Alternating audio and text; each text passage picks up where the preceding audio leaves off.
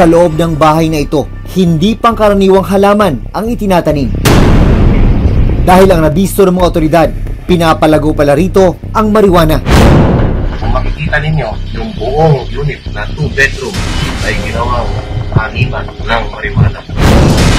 Ang isang delivery rider namang ito, hindi pagkain o package ang dala, kundi pakete ng marijuana ang for delivery.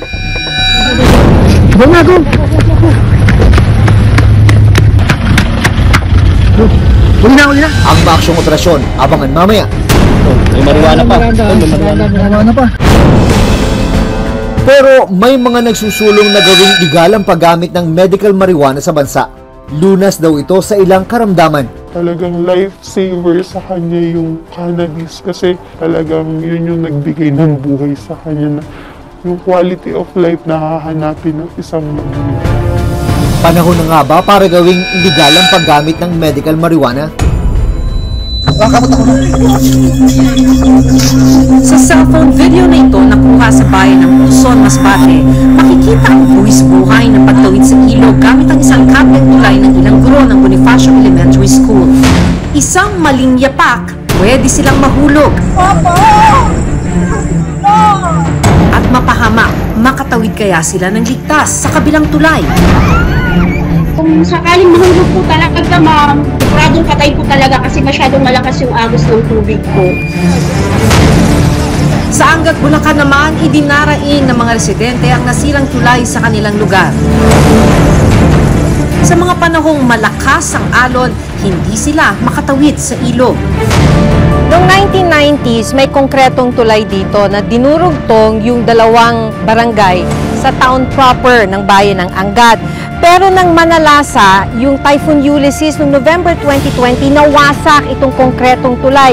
Kaya ang naiiwan na lang dito sa may ilog ay yung mga debris. May pag-asa pa kayang madugtungan ang tulay ng mga residente. Dulo ng tulay, ano? Nabuto.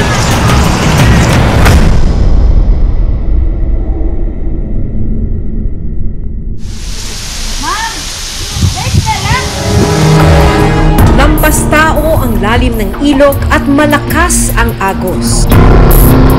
Isa ang gurong si Jeneline Adayhera sa mga residenteng tumatawid sa kableng tulay sa bayan ng Uson, Masbate. Kwento ni Teacher Jeneline, dating hanging bridge ang kanilang tinatawiran papunta sa eskwelahan. Hanging bridge po kasi yun, ma'am, nagawa sa kahoy. Kaya lang po nung may dumaan na malakas po na bagyo, tinangay po yung hanging bridge. Kaya yung naiwan po, yung kable na lang. Bukas po, Lord! Dapat may sakay na natawo ho! Sabi ni Teacher Jeneline, tinatawid ng mga residente ang ilog sa tag-init. Pero sa panahon ng tag-ulan na lampas tao ang tubig, sinusuong nilang peligro ng pagtawid sa kableng tulay. Pag tag-init, ma'am, abot hanggang legs lang po, hanggang tuhod minsan. Pero pag tag-ulan, pag ganito po, lagpas tao po pag bumabaha. Sa cellphone video na ito, makikitang inabot na nga ng rumaragas ang tubig sa ilog ang mismong kable. Ang isa nga sa nakuha ng tumatawid, muntik pa ngang mahulog sa ilog. Sa pagkakataong ganito, hindi na raw nakatatawid sina Teacher Jeneline palabas ng Barangay Bonifacio. Pag maulan talaga, ma'am, dito na lang po kasi nag-stay. Hindi na po ako umuwi pag hindi kaya. Minsan kasi hindi kayang pawirin yung malbog talaga pag naaakawan yung kable mismo. Kaya naman ang ilang nakararanas ng perwisyo at sumusuong sa delikadong pagtawid, nananawagan na sa lokal na pamahalaan. Nananawagan po kami, sana po tulungan nyo kami na magkaroon na ng tulay dito sa aming barangay. Kasi po, ayun o, kawawa yung mga kabataan. Kawawa naman po yung pag-aaral nila. Kasi kung sakaling mahulog po talaga, ma'am, siguradong patay po talaga kasi masyadong malakas yung agos ng tubig po. Sabi ni Teacher Jeneline, may alternatibong daan sana na pwedeng ikutan ang mga residente. Pero ilang ilog naman ang kailangan nilang tawirin. Pwede pong dumaan, kaya lang po, hindi din kasi accessible yung daan kasi matarik po, tapos yung marami po rin dadaan ng ilog. Pag malakas po yung tubig, umaapaw din po yung mga ilog, kaya hindi rin po kami makadaan. Bakit nga ba ilang taon nang walang tulay sa Barangay Bonifacio? Kawawa naman talaga, oh. Itinanong namin yan sa lokal na pamahalaan ng Uson.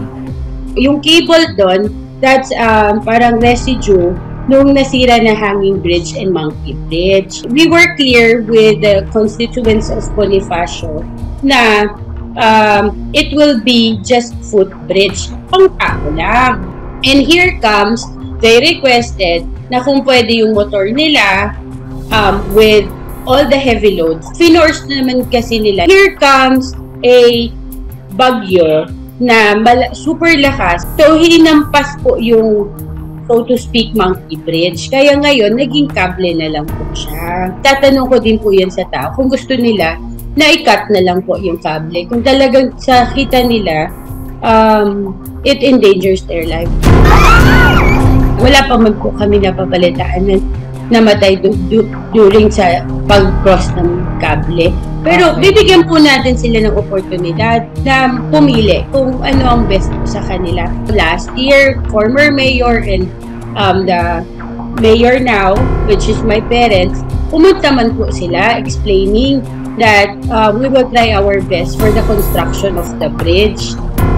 Kasi po, it would entail big money. Kawawa naman talaga, oh. Idinaraing din ng mga residente sa Barangay Baybay Angat, Bulacan ang kanilang sirang tulay. Noong 1990s, may konkretong tulay dito na dinurugtong yung dalawang barangay sa town proper ng bayan ng Angat. Pero nang manalasa yung Typhoon Ulysses noong November 2020, nawasak itong konkretong tulay. Kaya ang naiiwan na lang dito sa may ilog ay yung mga debris ng dating konkretong tulay. Makalipas ang mahigit 2 taon, hindi pa rin ito nagagawa. Ano nga ba ang dahilan? Isa sa mga naapektuhan ng kawalan ng tulay ang mga magsasaka ng gulay, tulad ni Nanay Florencia Tigas. Aminado siya na hindi biro ang mamuhunan para sa tulad nilang magsasaka.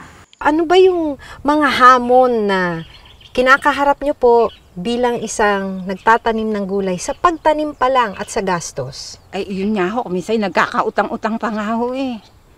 Kaya minsan nalulugi pa nga ho dahil sa mahal ng mga abono, tapos sa yung mga kurudo, gasolina. Ang inaani niyang gulay tulad ng sitaw at okra, ibinabiyahe at ibinibenta sa Balintawak Market sa Quezon City. Pero dagdag pasakit daw sa kanila ang pagkasira ng tulay. Paano ho kayo naapektuhan nitong tulay na to? Bubuhatin pa hong isa-isa, isasakay ho sa bangka, tapos iaakyat pa nga ho doon. At saka pa lang masasakay doon sa jeep na sasakyan namin. Eh di, yung mga tagabuhat. Oo, kaya panibagong bayad na naman. Bayad sa bangka, bayad sa tao. Lumiliit ho ang kita. Dahil nga ho, marami pang binabayaran. Naisip na raw ng mga residente tulad ni Mang Delio Salvador na mag-ambagan noon para lang makapagpagawa ng konkretong tawiran sa ilog. Nag-ambag-ambag po kayo? Magkano yung ambag? Eh, sa amin, ang pagkakalang po, 500 yung sa amin. Voluntary land. Ang problema, nakaliko man daw sila ng pondo, hindi naman nasimulan ang overflow bridge. Eh, nung sisimulan na po, ando doon na po yung mga tosang. Pagkakalam ko po, ang dinig ko, pinigilan dahil hindi daw nagpaalam. Ganon ka-importante na kayo na yung maggagastos para lang magkatulay. Opo, kasi nga po kami yung nahihirapan. Kaya, kumikilos kami. Ganito rin ang reklamo ng mga nakausap naming residente, lalo na kapag may emergency. Ang problema rito, pag nagkaroon ng emergency, hindi namin alam kung saan kami tatawid. Magkatatlong taon na po. Magtatatlong taon na ano? Pagdurusa.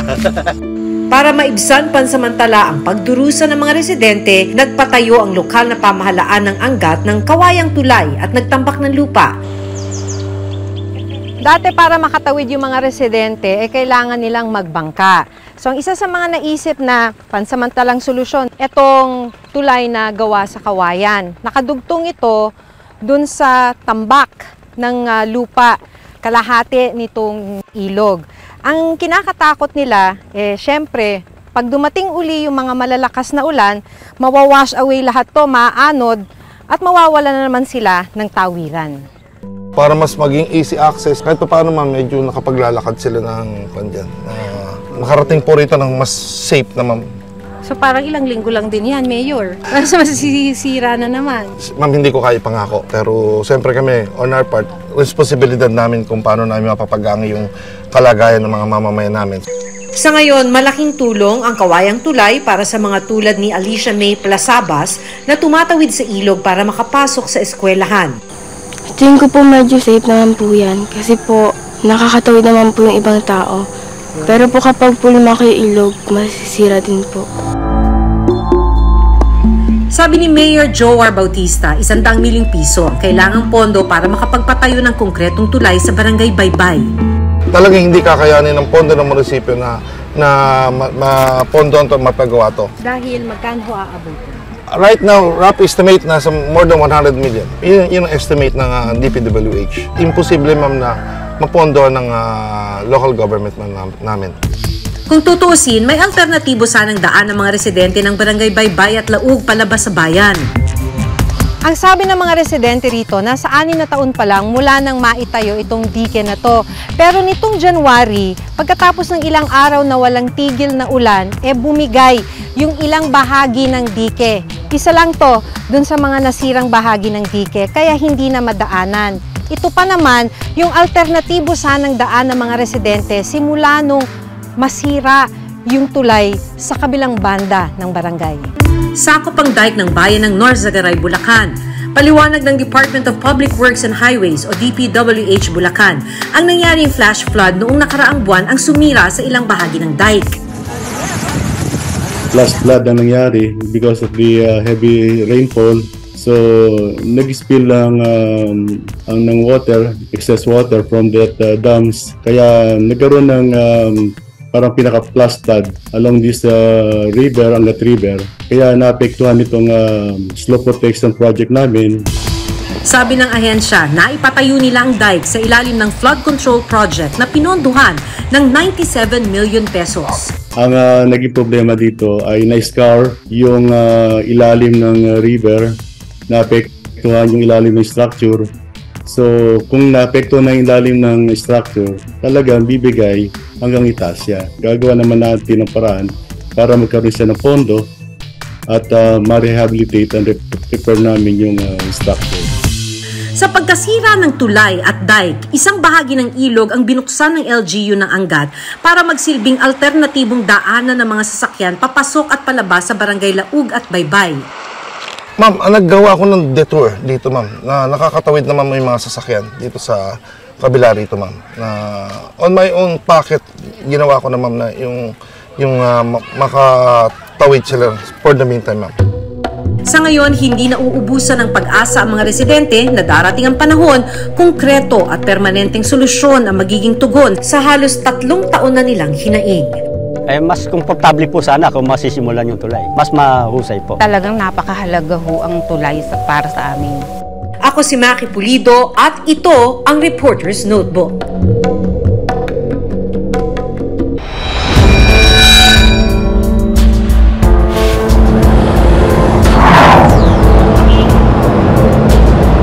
Kapag nakita mo ang video na yan, iisipin mo, kuha yan sa loob ng isang club o bar.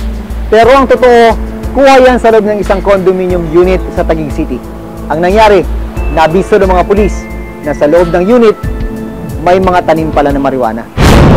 Ayon sa Philippine National Police o PNP, kumpirmadong marijuana ang mga nasa paso. Pinaparami raw ang mga ito para ibenta sa parokyano. Kung makikita ninyo, o buong unit na 2-bedroom ay ginawang animan ng marijuana. Nang mapasok ito sa isang buy-bust operation, nakitang high-tech ang mga aparatos na ginagamit para raw hindi malanta ang marijuana. Kung makikita mo yung ultraviolet light, it serves as a sunlight access. So yun yung bumubuhay sa mga tanim na sa mga marijuana.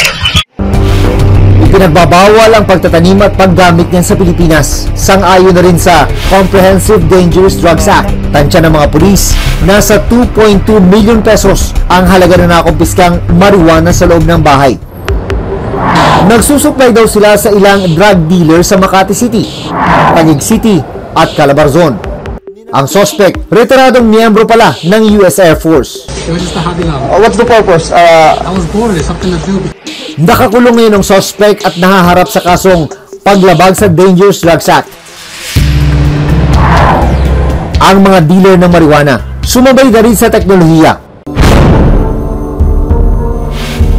Nito lang nakaraang linggo, minanmanan naman ng mga tauhan ng PNP Southern Police District ang delivery rider na ito dahil base sa isang tip, hindi pagkain o package ang dinideliver niya. Mula sa isang motorsiklo, sumakay ang suspect sa isang SUV kung saan nakasakay ang isang asset.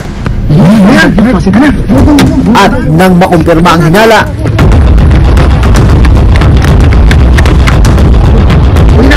agad hinuli ng mga otoridad ang suspect. May marijuana pa. Tinatayang nasa 400,000 pesos ang nakumpiskang marijuana at shabu sa delivery rider. Sabi ng PNP, talamak ngayon ang patagong bentahan ng marijuana online. Ano-ano nga ba ang mga bagong modus? Alamin natin. Ayon sa PNP, mas pinadali raw ang paraan ng bentahan ngayon.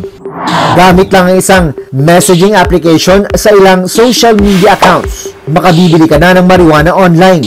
Itong mga nahuli nating po, sir, legitimate rin sila, delivery ng mga pagkain.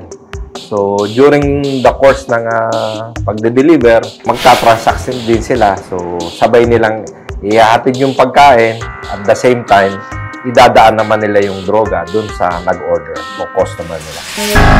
Nakakulong ngayon ang delivery rider at nahaharap din sa kasong paglabag sa Comprehensive Dangerous Drugs Act.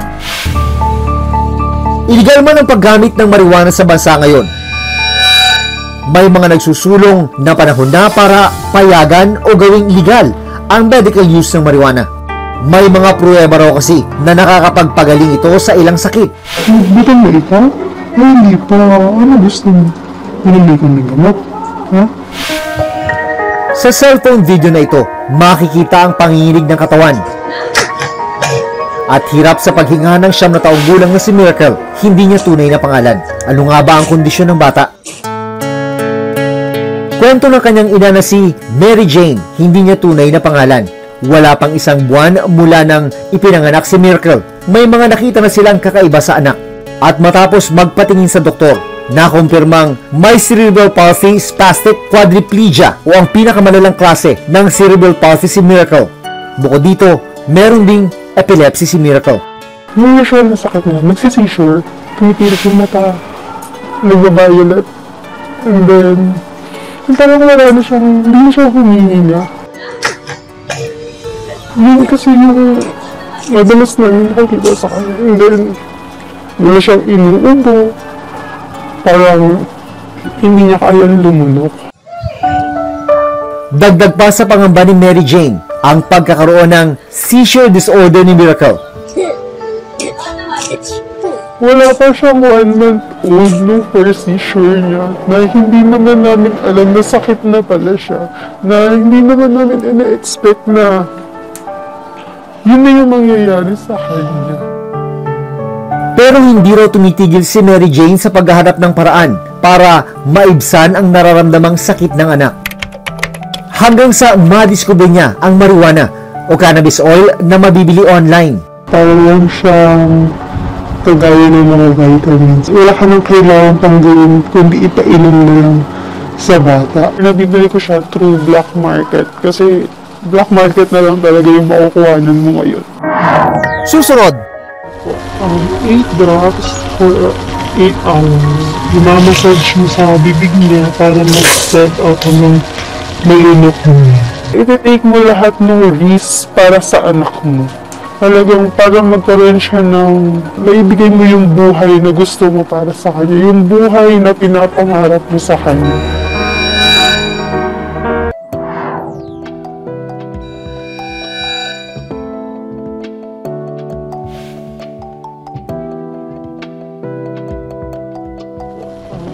Drops for 8 hours. Imamassage mo sa bibig niya para mag-set out ng malunok niya. Sa loob ng 5 taon ng pagpapainom kay Miracle ng cannabis oil, malaking pagbabago na raw ang naidulot nito sa bata. Before pa siyang mag-take ng medical cannabis, talagang kapag ginanyan mo yan, dyan niya lang yan. Pero ngayon, kusa niya na yan. Kusa niya nang tatanggalin yan. Yan, gagawa na siya ng movements niya. Yan.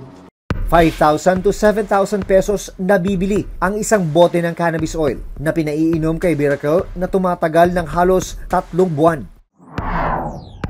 Pwede namang makakuha ng medical cannabis sa pamamagitan ng Compassionate Special Permit mula sa Food and Drug Administration o FDA. Pero matagal raw ang proseso. Kaya napipilitan sina Mary Jane na bumili online. I-take mo lahat ng risk para sa anak mo. Talagang para magkaroon siya ng maibigay mo yung buhay na gusto mo para sa kanya. Yung buhay na pinapangarap mo sa kanya. Nito lang na-file ang Senate Bill 230 o ang Medical Cannabis Compassionate Act of the Philippines. Ito ay para i-legalize ang paggamit ng medical marijuana para sa mga Pilipinong may malalang sakit. Isinusulong nito ang legal na paggamit ng medical marijuana para sa mga Pilipinong may malalang sakit tulad ng cancer, epilepsy at multiple sclerosis. Sa buong mundo, may 70 bansa na legal na ang paggamit ng medical marijuana. Sa pagtataya ng mga pag-aaral sa US, mula 2016 hanggang 2019, ang cannabis ay nakitaan ng moderate to high quality of evidence of efficacy, effectiveness, and safety. Isa sa mga grupong nagsusulong rin sa panukala, ang Canna Hopefuls Inc. Ang alam mo po, yung tinatawag na medical cannabis, madami siyang active component. Pero among all these components, the most common and very popular are yung tinatawag nating CBD and THC. Kasi there are certain specific illness such as cancer na pag binaghalo mo yung tamang combination ng CBD with THC, magkakos ng positive effects sa tao na merong sakit. Nakasaad din sa panukalang batas na magkakaroon ng access ang mga Filipino sa murang medical cannabis. Pero tanging sa mga otorisadong Medical Compassionate Cannabis Centers o MCCCS makakabili nito. Pero para naman sa grupong MedCan o Medical Cannabis Party, ang kampanya ay magkaroon ng access sa cannabis bilang gamot. Yan ang usapan. At yon ay legal. Kaya namin sa pinaglalaban. Usapin ito ng buhay at kamatayan eh. The faster it can be approved or legalized or it can be accessed legally, the better. Kasi maraming pasyente mula bata hanggang matanda ang naghihintay na maka-access nito ng legal. Ayon naman sa Dangerous Drugs Board o DDB, kailangan pang pag-aralan ang magiging epekto ng legalisasyon ng medical marijuana. Si Director Carion ba nandyan? Anong sadya niyo pa kami? Mag-i-interview sana kami.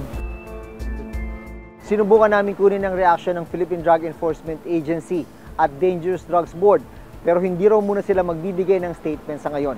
Hihintayin daw muna nilang maging batas ang proposed bill.